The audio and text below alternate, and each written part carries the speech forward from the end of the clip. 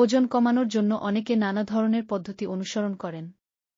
জিমে যাওয়া বা বাসায় ফ্রি হ্যান্ড এক্সারসাইজের সঙ্গে যেটা মাথায় রাখতে হবে তা হল সঠিক ডায়েট প্ল্যান। ডায়েট মেন্যুতে হালকা ও পুষ্টিকর স্ন্যাক্স রাখা জরুরি। এগুলো শরীরকে শক্তি যোগায়, আবার অতিরিক্ত ক্যালরিও বাড়ায় না। কয়েকটি সহজ লোক্যালরি স্ন্যাক্সের আইডিয়া জেনে নিন। সবজি সালাদ, শসা, টমেটো, গাজর, লেটুস আর লেবুর রস দিয়ে তৈরি সালাদ হল একেবারে হালকা ও স্বাস্থ্যকর স্ন্যাক্স। এতে ভিটামিন ও ফাইবার প্রচুর পরিমাণে পাওয়া যায়। গ্রিক দইয়ের সঙ্গে ফল, চিনি ছাড়া গ্রিক দইয়ের সঙ্গে স্ট্রবেরি, আপেল বা আঙুর খেলে পেট ভরে, আবার ক্যালরি কম থাকে।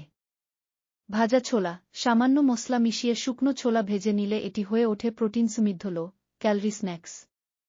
অফিস বা বাইরে নিয়ে যাওয়ার জন্য ভালো অপশন। পপকর্ন, তেল ছাড়া, তেল বা মাখন ছাড়া এয়ার পপড পপকর্ন কম ক্যালরিযুক্ত ও ফাইবার সমৃদ্ধ। ক্ষুধা মেটাতে এটি দারুণ কাজ করে।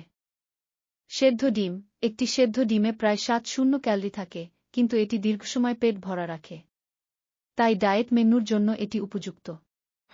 আপেল বা নাশপাতি সঙ্গে বাদাম, এক টুকরো আপেল বা নাশপাতির সঙ্গে 4-5টা আমন্ড বা আখরোট খেলে শরীর পুষ্টি পায় কিন্তু ক্যালরি বাড়ে না।